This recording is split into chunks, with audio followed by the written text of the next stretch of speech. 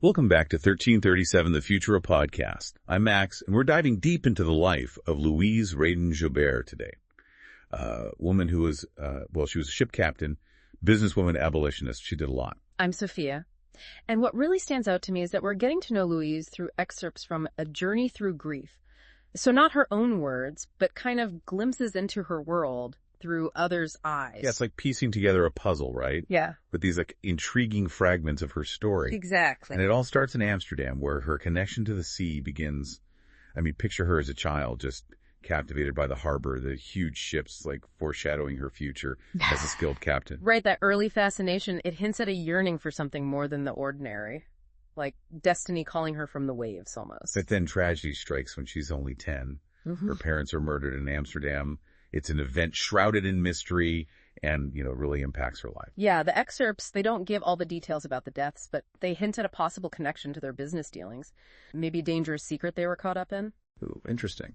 So this unresolved trauma, you can see how it shapes Louise's choices later on. To escape the turmoil and potential danger, Louise flees Paris with her grandparents.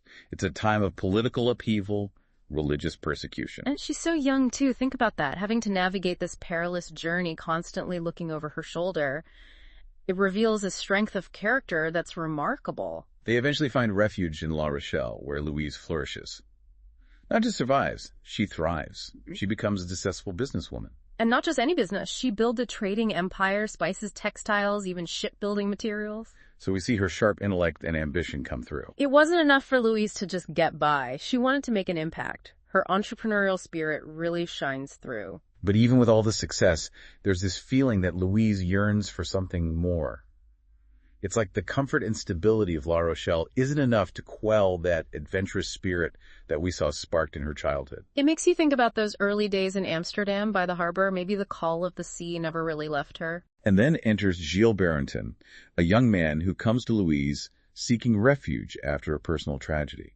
He finds solace and a sense of belonging in her care. Their relationship is interesting right from the start.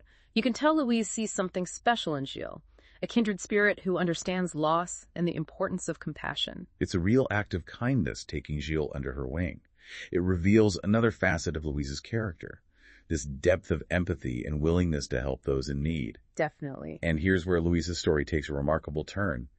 She becomes a ship captain, defying societal expectations. She commands the Old Moon with a crew of loyal and diverse individuals. Imagine the audacity of a woman taking on that role in that era. It really challenges the norms of the time. And her mission as a captain is far from ordinary. She dedicates herself to disrupting the slave trade, using her skills and resources to fight this horrific injustice. This decision to combat slavery, it speaks volumes about her character. She could have easily chosen a life of comfort and wealth, but instead she risks everything to stand up for what she believes in. But her fight against slavery isn't without its complexities. The excerpts hint at unconventional tactics, even suggesting a willingness to engage in violence to achieve her goals. Yeah, it raises questions about the means justifying the ends. How far is Louise willing to go to dismantle this system of oppression? And what are the moral implications of her actions? It's a fascinating dilemma. And her audacity doesn't go unnoticed. Louise faces false accusations and imprisonment in Las Palmas, betrayed by one of her own crew members, a man named John Roard. That betrayal must have cut deep, especially coming from someone she trusted. Makes you wonder about Jan's motives and the lengths people would go to undermine a woman in power. It's a reminder of the challenges women in positions of authority faced. Accusations of witchcraft, immorality, even madness used to discredit and silence them. It's like Louise's success threatened the established order, making her a target for those who wanted to see her fall. But just when things seem bleak, a glimmer of hope appears. Philippe Louise's half-brother arrives unexpectedly, bringing with him shocking revelations about their father, Louis Vidal. The appearance of Philippe adds a whole other layer to the story. What secrets has Louis Vidal been hiding? And how will this impact Louise's understanding of her family?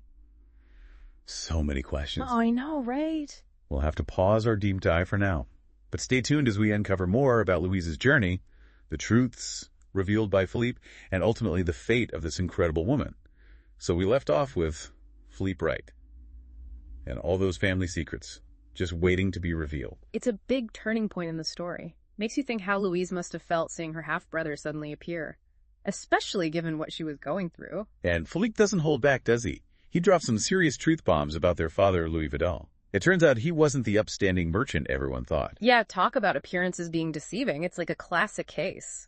I mean, imagine the shock Louise must have felt realizing her own father had been living this double life. Turns out Louis Vidal was mixed up in some pretty shady stuff. Connections to pirates, and even the slave trade. The very thing Louise was fighting against. The irony is wild, right? Here she is risking everything to fight injustice, and her own father was profiting from it. Talk about a complicated family legacy. Wow. But amidst all these revelations, Philippe steps up. He uses his influence and resources to get Louise out of prison. Shows that family can sometimes come through, even when things are really messed up. It's a good reminder that even in the midst of betrayal and hardship, there's still hope and kindness. With her freedom restored, Louise has a choice to make. She could try to rebuild her life in La Rochelle, maybe even seek justice for what happened to her. Or she could choose something completely different. Right, exactly. Remember, she's always wanted something more, something beyond what she knew in France. And learning about her family history, well, it could be the push she needs to make a big decision. And that's what she does. She chooses to start fresh with Gilles. They set sail for South Africa. Bold move, lots of uncertainty, but also the promise of adventure. It's like she's finally answering that call of the sea that's been there since childhood. She's leaving the past behind and heading into the unknown. The excerpts don't tell us everything about their life in South Africa, but we get a picture of resilience and adaptation. They make a life for themselves. Yeah, we learn that Louise uses her business skills again.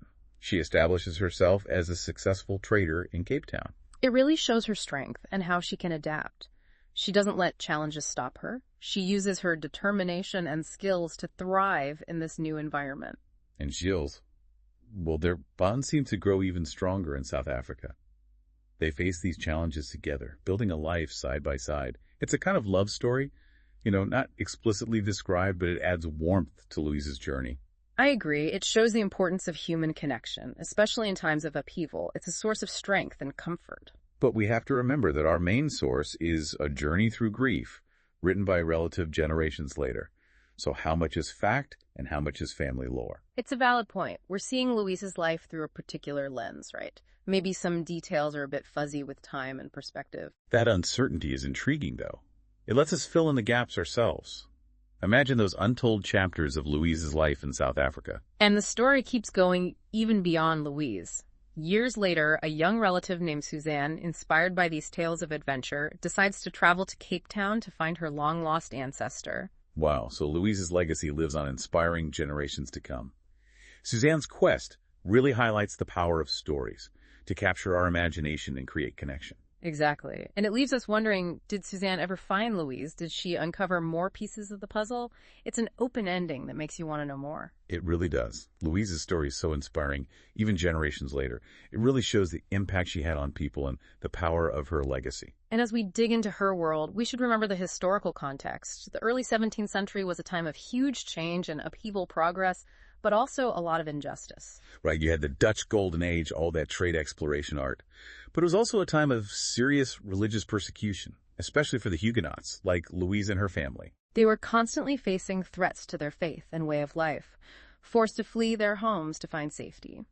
It's a reminder that even in times of advancement, some groups face enormous challenges. The Edict of Nantes, which had given some religious freedom to the Huguenots, was always under threat. And when it was revoked, well, many had to flee, including Louise and her grandparents. Imagine having to leave everything behind and start over in a new place. It speaks to their resilience and determination. Absolutely. And it's against this backdrop that Louise's story unfolds. She's navigating a world where opportunities for women are limited, but she carves her own path, defies expectations, challenges the status quo. Her success as a businesswoman and then a ship captain, it says a lot about her ambition. She refused to be held back by traditional roles, a true trailblazer. And of course, her fight against slavery really sets her apart. She could have ignored it, but she chose to use her position and resources to make a difference. Her methods might have been a little unconventional at times, but they show how committed she was to justice. She saw the wrongness of the slave trade and refused to be a part of it. We should also note that the excerpts we're using don't shy away from the tough questions about her actions. There are hints of violence and deception. It makes you think about whether the ends justify the means. It's a good point. This moral ambiguity makes Louise's story even more compelling. It makes us think critically about the choices people face when fighting oppression and the consequences of those choices. It reminds us that history isn't simple. Good guys and bad guys. Even the most heroic figures can be flawed. Exactly.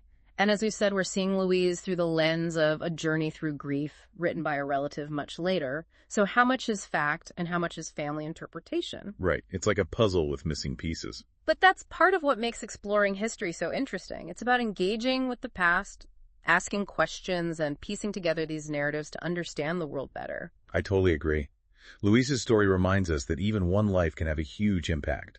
Her courage, her determination, her fight for justice, it continues to inspire us today. She shows the power of the human spirit to overcome adversity, to fight for what's right, and to leave a legacy that lasts for generations. If you're intrigued by Louise's story, I highly recommend reading A Journey Through Grief. It's a captivating look at another time, and it will leave you thinking about history and the power of the human spirit. Definitely. And if you enjoyed this deep dive into Louise Raiden Joubert's life, be sure to visit us at 1337podcast.com for more stories and discussions. Thanks for joining us. We'll see you next time for another deep dive into the past. Strength and honor. I am Spartacus. Thanks for watching. Tap into 1337podcast.com.